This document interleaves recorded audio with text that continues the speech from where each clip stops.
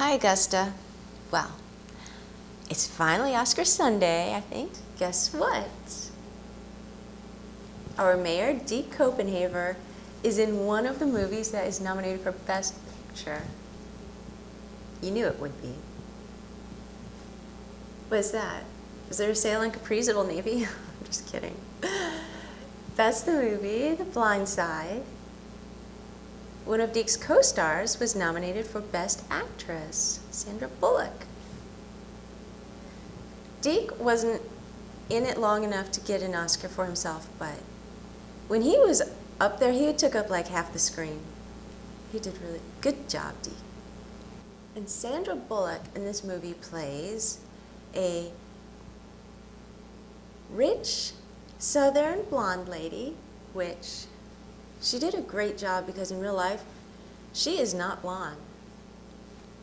And this is the blonde lady she was playing, Leanne Toohey. So there's Leanne and Sean Toohey are rich. They live in Memphis, and they have two rich kids who go to Briarcrest School. Briarcrest has a new student named Michael Orr. Michael Orr is a special student there. He's from the bad part of town, and he is gigantic. And he scored like a 9 out of 100 on School Smarts. But the school took him because they did not think he would have a chance anywhere else at a good education. Anyway, one night the Tooheys see Michael walking along the side of the road in the freezing rain, wearing shorts. They take him right home that night. It's just so good to see him at that school with a good family. Look at what he's had to say about his time at the public schools. I didn't have anybody there telling me to go to school, and because it's going to count. Got to school around lunchtime every day and only showed up to practice, didn't stay on top of things, and just let them pass me through because I was an athlete. They do not care about education at those public schools. He had a .4 GPA when he came to Briarcrest. Toward the end of his first semester, Orr was taken off probation and allowed to participate in athletics. Now see, that was quick. They got his grades up enough in less than a semester that he could start playing sports again. But wait, did he already know how to play football? Because what about that scene where Sean Jr. teaches him how to play football with the ketchups and the Grey Poupons? Hi.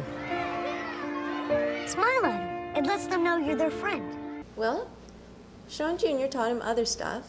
So I don't see. What's the difference? Okay. Fact check. Leanne, when she saw Michael walking, it was in the daytime, and he was on his way to basketball practice. And she didn't take him home that day. He didn't move in until 20 months after he came to Briarcrest. But the point is that it's just good to see him at a good school and with a good family who care about him for him.